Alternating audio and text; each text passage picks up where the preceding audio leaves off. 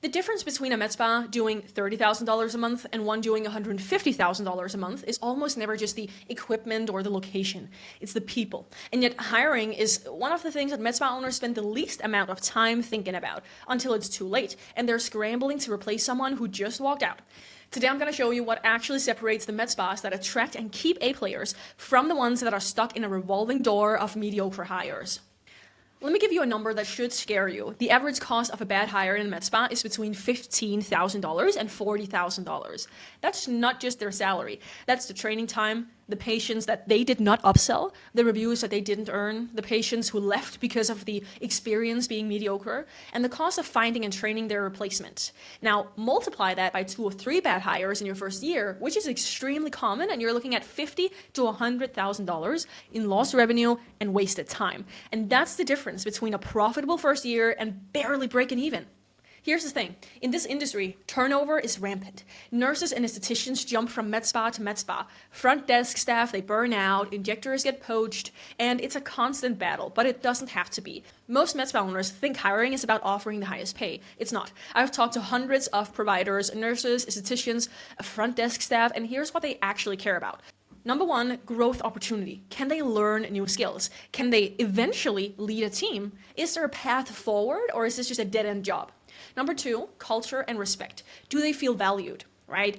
Is the environment positive, or is it chaotic, disorganized, and stressful? And number three, systems and support. Do they have the protocols to succeed?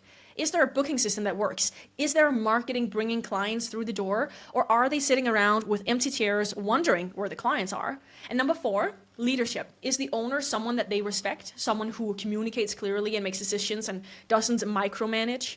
Pay matters, but it's number 5 on the list, not number 1, right? The Medspas that understand this attract better people and keep them for way longer. So if you're planning to open a Medspa and you want to understand the exact budgeting for staffing along with every other cost, grab the free cost breakdown in the description. It'll give you clarity on the real numbers so that you can plan properly. Go grab it. It's completely for free.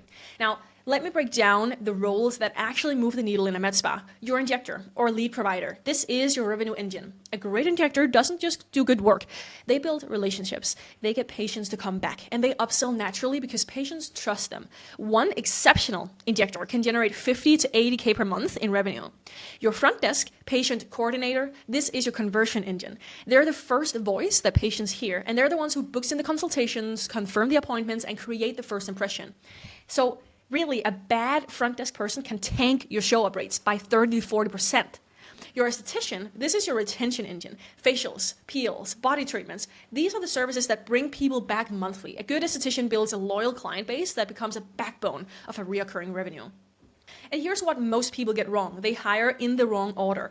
They hire the injector first because it feels like the most important role. But if you don't have a front desk person booking and confirming appointments, your injector is sitting there with an empty schedule. Sequence matters.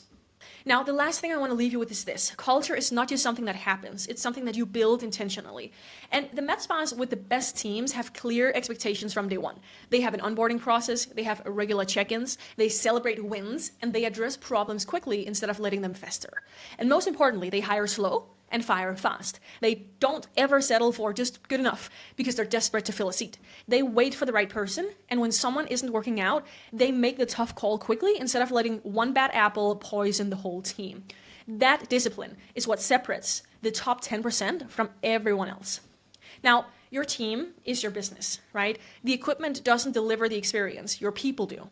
And the marketing doesn't retain patients. Your people do. Get this right and everything else becomes so much easier. Now, the free cost breakdown is in the description, and it includes staffing budget so that you know exactly what to plan for. And in the next video, we're talking about which services to actually offer and which ones make the most money. I'll see you there.